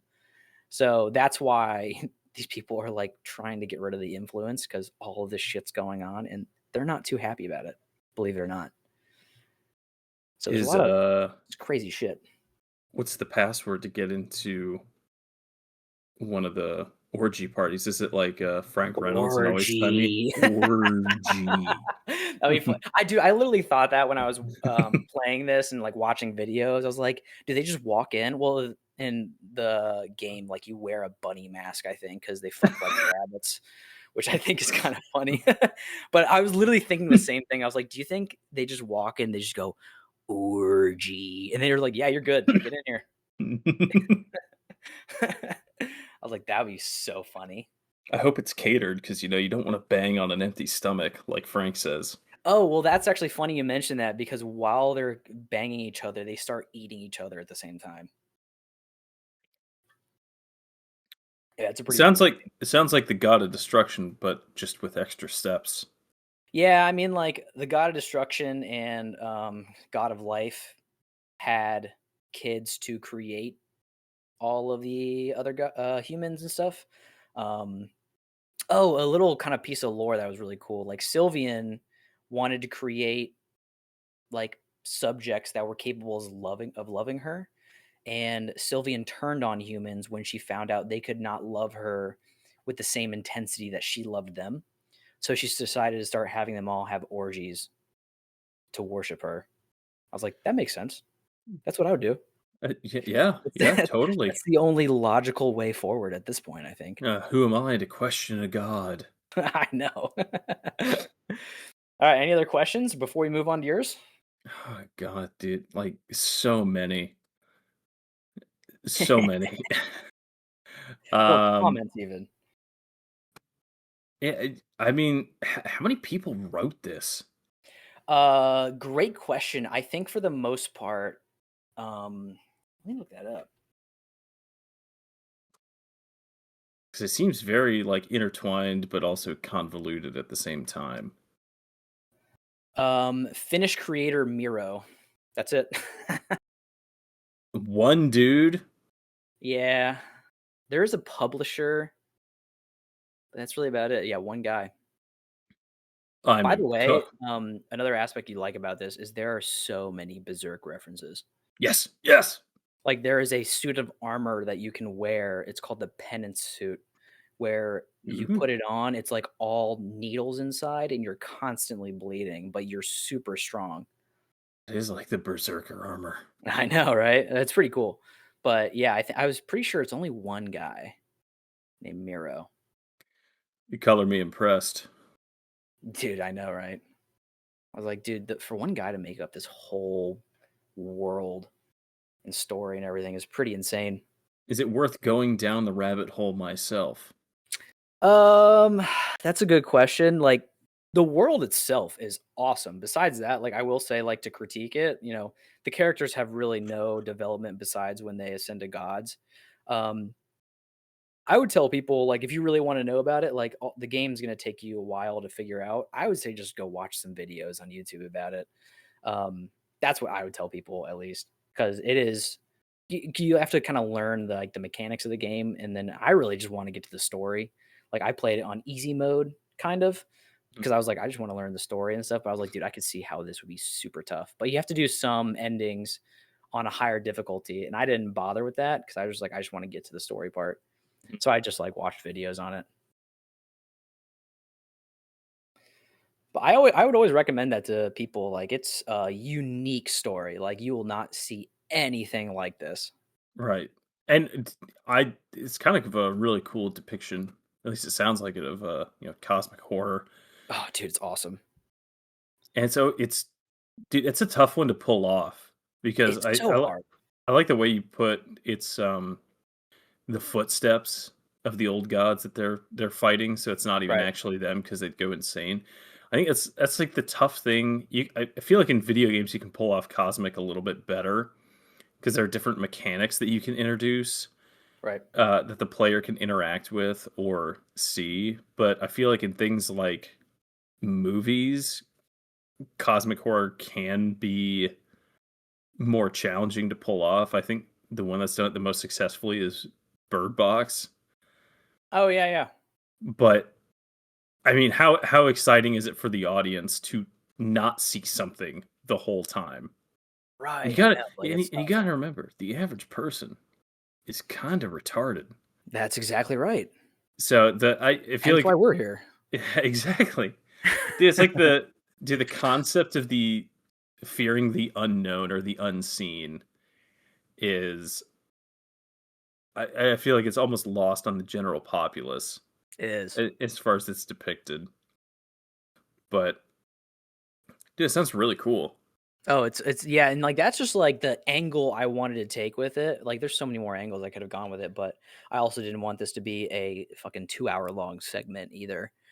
And I think it was, like, the coolest way to explain some of the really awesome aspects of this game and, like, the direction it goes with it. Because 'cause I'm a big story structure guy. Like, I like good gameplay, but, man, when sometimes, like, when a game gives me some really cool story, oh, that gets to me way more in I can remember it a whole lot more than just good gameplay.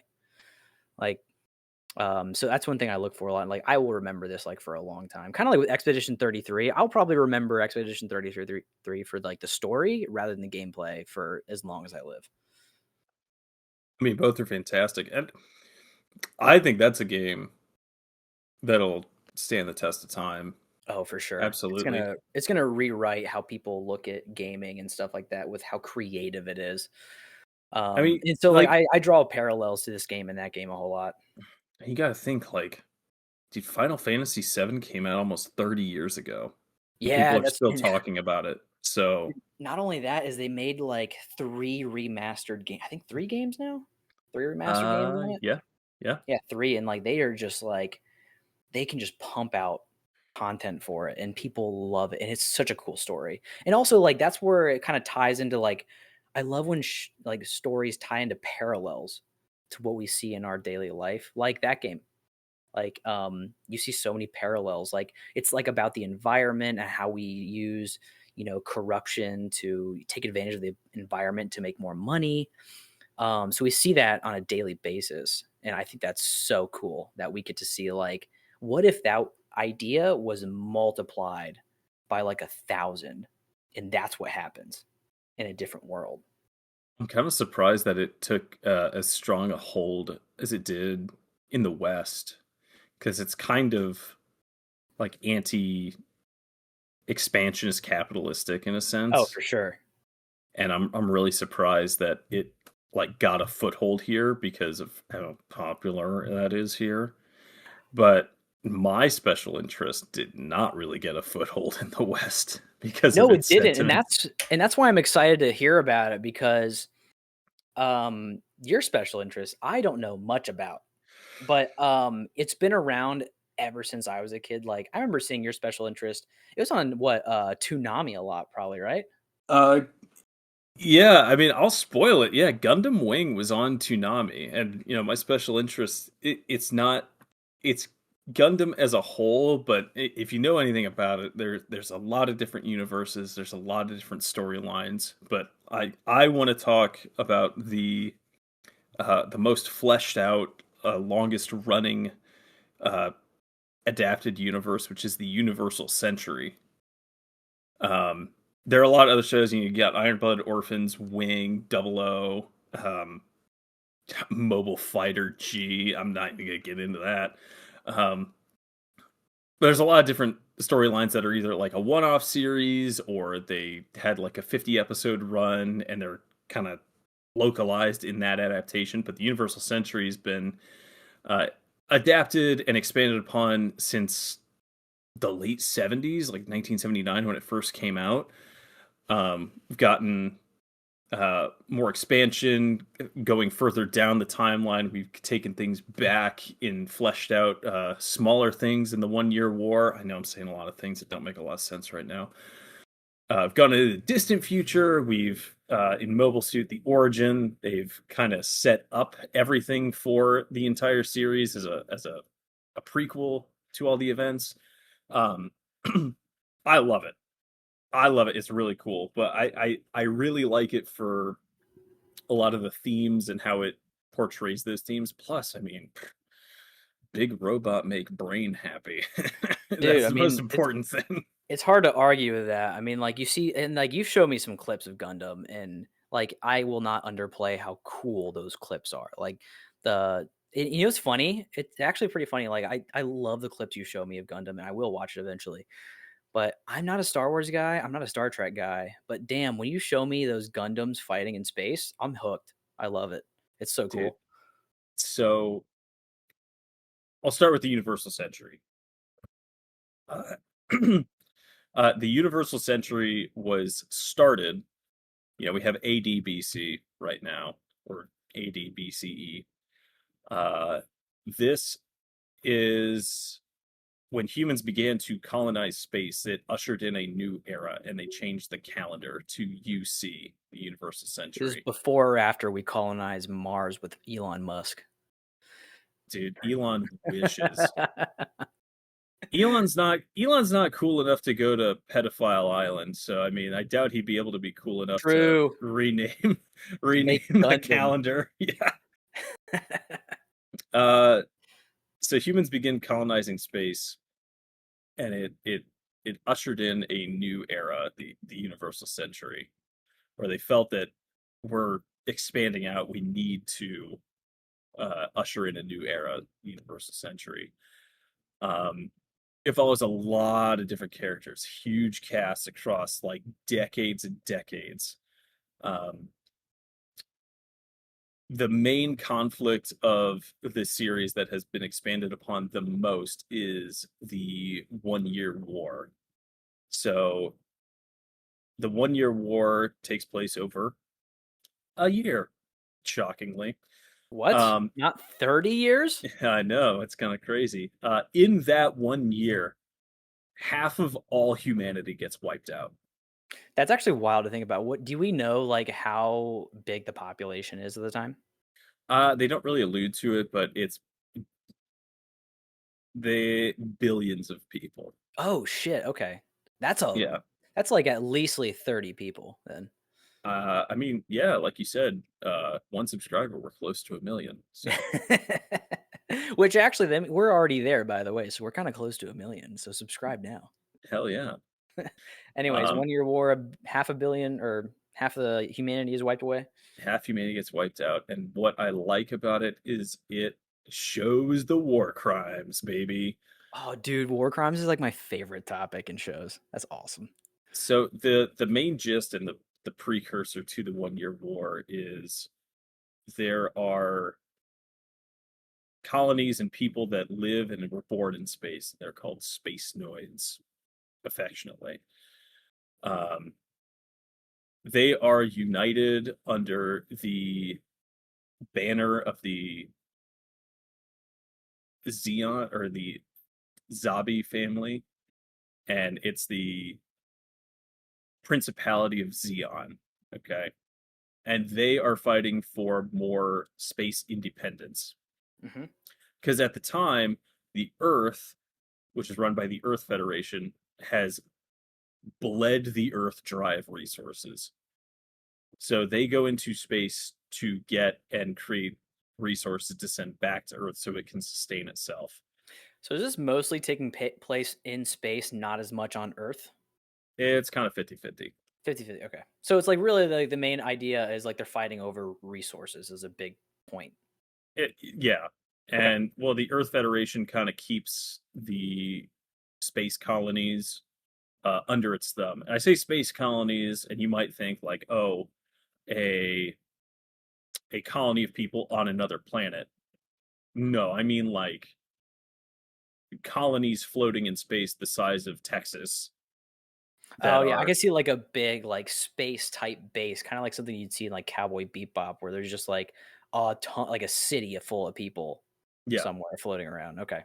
Or, like, I Um, guess a full state of yeah, people. so that's where they live, they work out of, they gather resources, whether it's on asteroids, moons, other planets. That's where they collect, the resources that Earth needs to sustain itself. But Earth has its thumb on the space noids, and after several decades, they're getting really, really fed up with it, and they say, at this point, we've been living out here for like 2 or 3 generations. We want autonomy, independence. Like we can still collaborate and work together, but like we want to govern ourselves.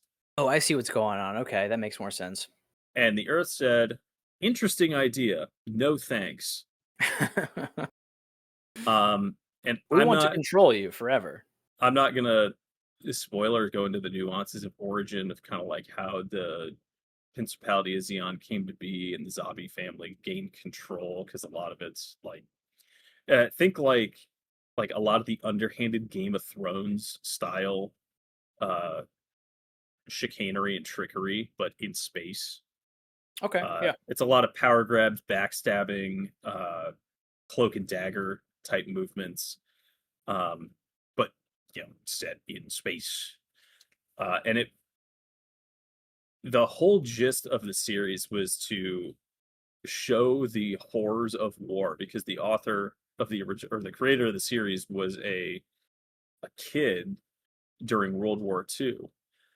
Uh, That's and interesting. so his whole thing was like it's a big anti-war show. And so About war.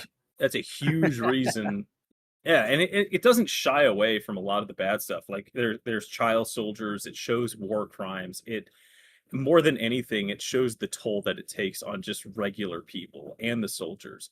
And the whole gist of it is there aren't good guys, there aren't bad guys, there's not a correct and a wrong side. There's just people at the top calling the shots for their own personal gain, Mm, and everyone else below them gets caught in the crossfire. okay, So it does yeah. a really good job of both humanizing and demonizing both sides. So like you see a lot of motivations for people on Xeon's side, you see a lot of motivations for people on the Earth Federation at the micro level, and then at the macro level, it's power grabs and maintaining control of their power.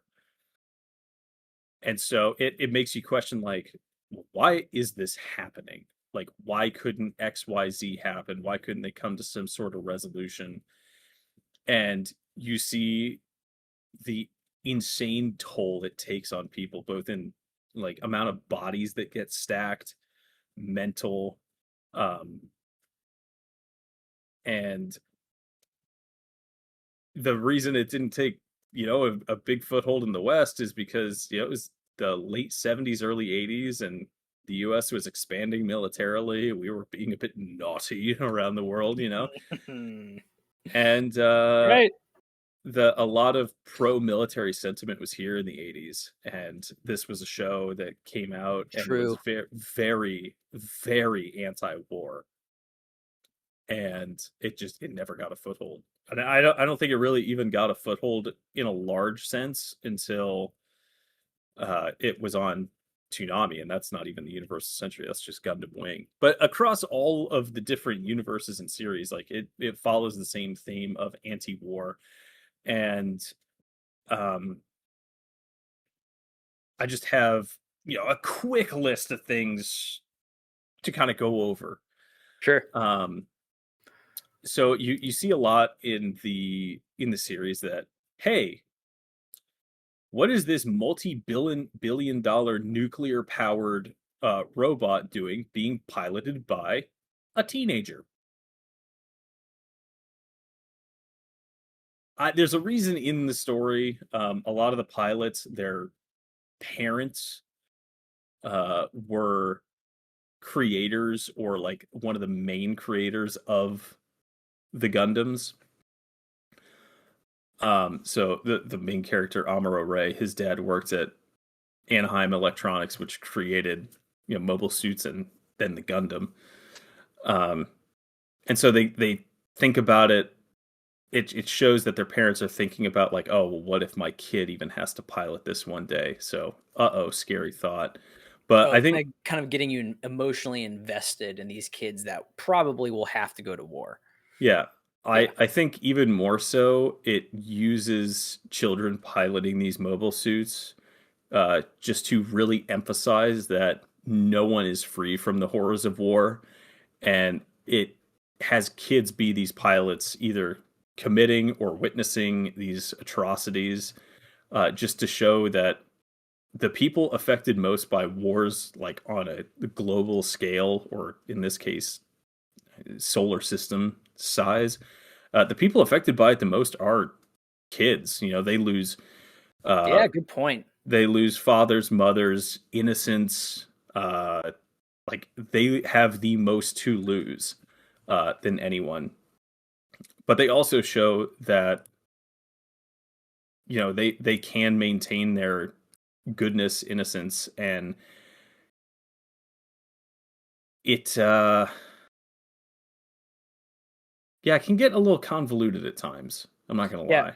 I'm already like drawing like comparisons to like 86 a little bit, where it's like, you have all these people, but probably more darker though, in a sense, because like in 86, you have, these people fighting in wars, but people think that it's just robots and these wars are being fought safely. But then, like in Gundam, in comparison, you have all these like no one's safe from going to war, and then you just kind of have like all these monstrosities happening, and it really does not sounds like it shies away from showing you like the terrible aspects. And that's what I think I was talking about earlier, which I love a good fighting kind of show, but man, do I love like the psychological, philosophical parallels some shows draw to like our current world.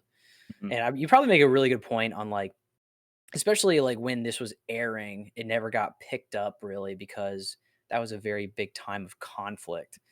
And so, like, with a show, literally the main goal is to show the tragedy of war. I'm sure a lot of, people weren't too quick to pick up on it, but maybe it's just like you also have little kids who, I don't know. I also want to say, like, just correct me if I'm wrong, like Naruto was very kid friendly, where it's like a kid could understand it pretty fast because, like, it's simple topics being bullied at school. Whereas like Gundam, when it was coming out in Toonami, I didn't fucking understand anything about like global conflict. So it's kind of harder for me as a kid to like understand that and pick that up. But now that I'm like older, I understand that more. I think like I feel like I've been seeing more people pick up Gundam. Am I right about any of that? Yeah, it's growing. I feel I it's growing mean, a lot. I've seen movies, games, and like a lot more media about it lately.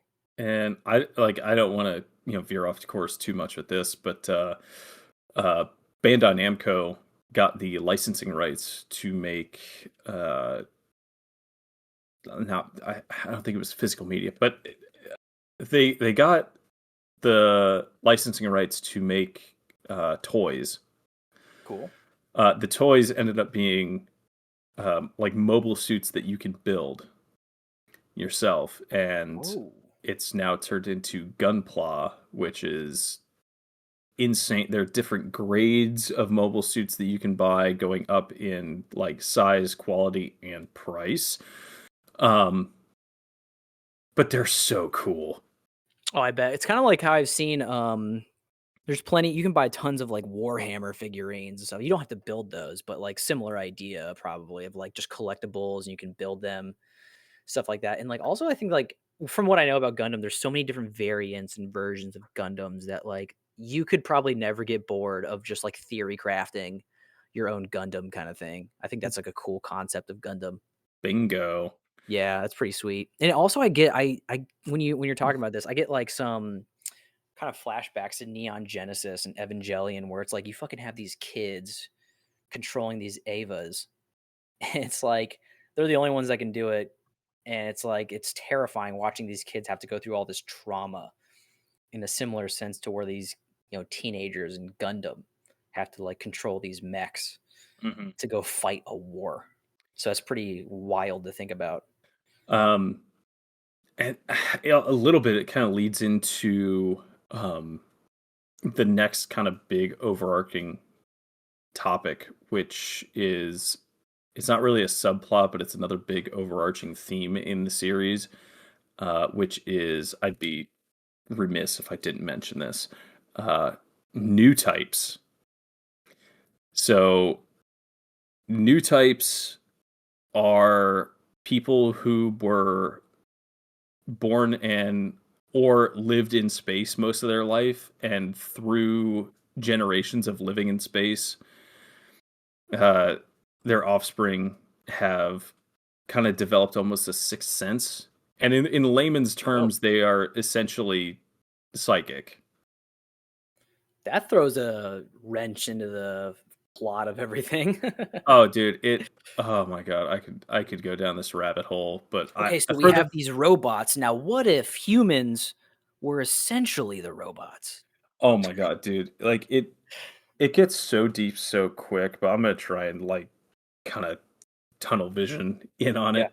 go ahead. Um, so one of the big conflicts is are new types real?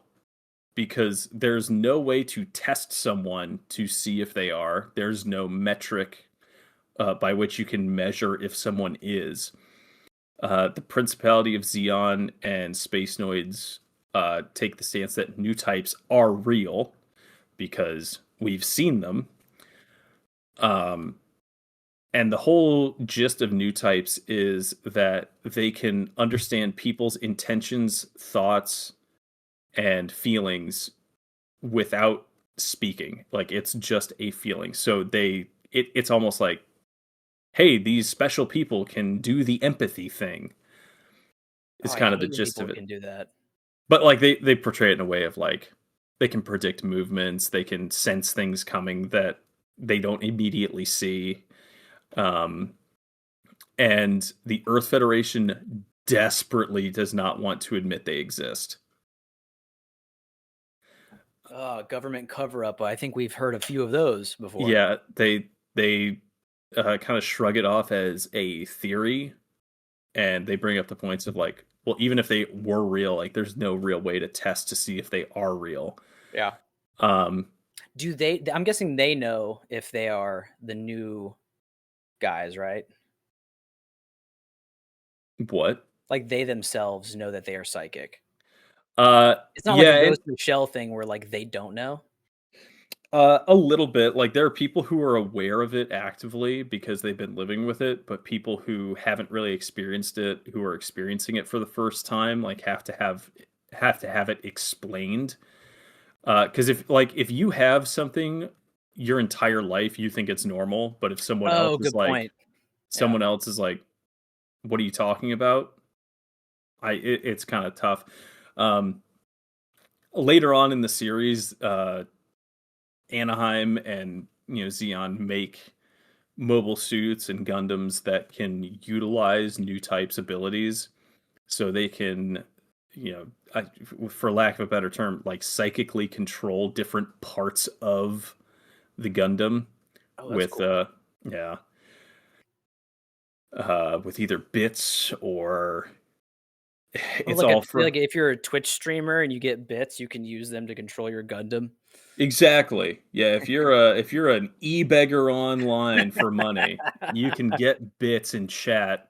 How crazy and would that use it be? for your Gundam. Yeah, dude, like how you're sitting in your cockpit in your Gundam and you got chat on the right side just blowing Chat, you we're up. so cooked right now. Send me bits. Yo, chat, should I drop this space colony on Earth? Tell you what, Do 1,000 it. gifted subs and I do it. Like, They all come with like their little cameras in the cockpit. We just found a spin-off for Gundam. oh, dude, Gundam is streamers. Hell Yeah. yeah. They need those bits, man. Um, I don't want to like really drop a heavy spoiler about why there is the climax of Gundam Unicorn shows why the Earth Federation does not want to acknowledge the existence of new types. And it basically relates to, you know what, I'll spoil it. If you haven't watched Unicorn and you're thinking about getting into it, skip ahead about 2 minutes and we'll be through it. So in Unicorn, the whole thing that they want to do is they want to open Laplace's box. And inside of Laplace's box, you find out that when the Earth Federation entered the Universal Century, they made an amendment saying that if in the future a new type of person comes about, they are the preferred trajectory of human evolution and they will be given sovereignty and autonomy where they are. Ooh, like a prophecy, and it comes true. I like that. Yes, That's and cool. that is the original in Laplace's box. That's the original uh, space going rules that they had set. The ones that are displayed by the Earth Federation leave that out. So they whitewashed the new type amendment in it, saying that if new people come about, they will be allowed to govern themselves and have autonomy, essentially. Yeah, we'll just ignore this for now. Pretty much. So that is the big point of contention of like, oh, we are supposed to be allowed to govern ourselves, and they've covered it up just to keep us under our thumb and profit. Oh, that's kind of cool. That's an interesting kind of a perspective to take. Yeah, that's cool. Yeah. Yeah, we have these new humans, but we're gonna pretend like they don't exist and they're less than human and keep them under our thumb to use them for our advantage. Even though the prophecy says to let them be autonomous and do their own thing because they are the preferred way of humans. That's an interesting way to look at it. It's Wow, really cool. It is that is cool. really cool. Uh, the one thing I will say with Gundam, it's one of those things. It's like getting into or finding out a really cool free to play game a few years too late, where Oh, you boot it up and you're looking at all the shit everyone has. You're looking at the grind in front of you, and you go, I don't even know where to start. it's kind of like when we started playing Apex Legends and we were so goddamn bad at it, and there was steepest learning curve I have ever experienced in a game. And then we continue to play it for 600 hours because we're that fucking stupid. I don't even like the game, man. We hate the game. We would play it every night and be like, I fucking hate this game. I can't wait to play tomorrow. I'm pissed. I'm done. I'll see you in 8 hours. And then we would do that again. And then we would win one game. It would make that whole night worth it, even though we'd be so pissed the rest of the night. It's like a gambling addiction. It really is. We I were like. we lost like 4 games in a row or whatever. It's like, dude, we're bound to win one now. I mean, We are bound to. statistically, yes. um, but yet, dude, I mean, you gotta think like Gundam and specifically the Universal Century has like 45 years of content. Oh, yeah, you're kinda right, you're right on that. That's a lot of content to cover. It's almost like if you wanted to start One Piece nowadays. Like, the amount of people starting One Piece, it's probably going down and down and down because there's so much content there. Tough. I mean, yeah, that's a 1,200 episode slog at this point. No, that's a good point. Yeah, there's not even, like, good episodes half the time. There's just, like, a lot of useless filler, but I'm a big fan of that nowadays. um, I'd say if you did want to start it, there are the original series was kind of a Sunrise commission or Sunrise got the ability to adapt it. They weren't given a huge budget for it. It was a pitch, and they basically said, "You know what? Fine, let's see what you can do." Yeah. And its age and budget they show. Um, if if animation kind of is a deal breaker for you, they did do some movies that kind of, I wouldn't say updated the animation, but kind of made it a little bit more bearable. That cover the original series, the sequel. I would say in the late 80s and into the 90s, when they were expanding on the 1 Year War and the different, like, smaller battles and conflicts that were happening within it, that's where things were really good. I mean, one of my favorite Universal Century series is the 8th MS team, and it doesn't even follow like one of the big main characters, Yeah. like Ray, Bonager Lynx, none of them. It follows a mobile suit team and the conflicts that they deal with, in the 1 Year War. Uh, and that Which was in was only a the year, right?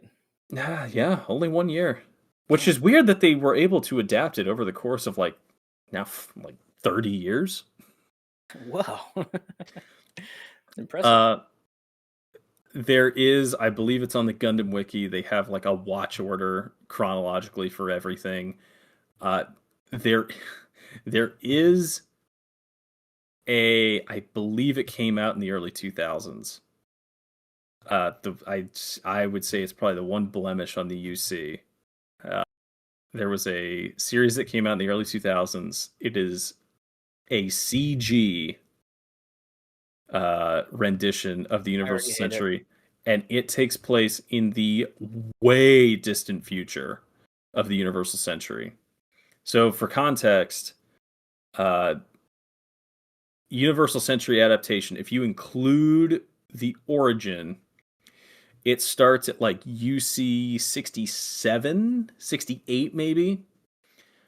Forget exactly. And then if we go up to now, we're at the most recent movie that came out is Hathaway's Flash, and that's UC like 105, 106.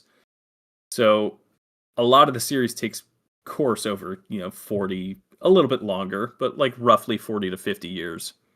Poof. That's a lot of content. Holy moly. The CG version is hundreds of years in the future. My And God. it's basically not only is the Earth completely starved of resources, but space now can't supply the Earth with enough. Ooh, that's an interesting conflict. Like humanity has collapsed, and it's a lot of the fights, but Oh, I like that. it's early 2000s CG. Boo. We don't like that. It's not it's not very good. Yeah. So, what I'm kind of getting at is that Fear and Hunger is complicated, Gundam's complicated. You really should just go watch Ghost Stories. That's what I'm getting out of this. Yes, Yeah, Ghost that's Stories dub specifically. yeah, like we talked about Ghost Stories for like 3 minutes and we tried to explain our stories in like an hour and Ghost Stories still kind of comes out on top. We should do an episode on Ghost Stories. We will do a Like, whole episode on Ghost Stories. I would so gladly do an entire episode on Ghost Stories. Dude, I love this show. I want to like also get like, dude, how funny if we just overanalyze the lore of the English dub. Yes. we we could do so many funny things with that. All right. Anything else to add on Gundam to finish up? We are getting close. I think we're well over 2 hours now at this point. I think we're getting close. I think uh 7 minutes short of 2 hours right now. Yeah. We can probably skip our content on Star Citizen. Save that for next week. We will talk Gladly. Oh, God, I can't wait to bag on that game. about it. Yeah, we will bag on Star Citizen next week. But any final little topics we want to talk about to finish up the episode today? Oh, This has been a fun man. episode. This has been really good. This I have vast 2 hours. had a really good time listening to Fear and Hunger because bleak, depressing stories like that make my brain happy. Oh, dude, I love it. So that's why, like, I keep kind of going back to the idea. Like, I love the shonen shows. One Punch Man. Before season 3.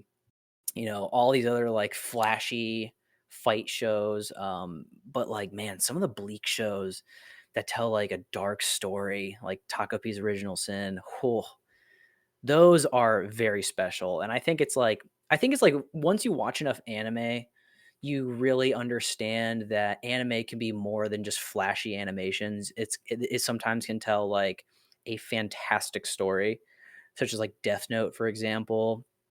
Um, And it doesn't have to be just action and stuff. You can watch a show for like the story plot and just the incredible writing that some of these authors can come up with.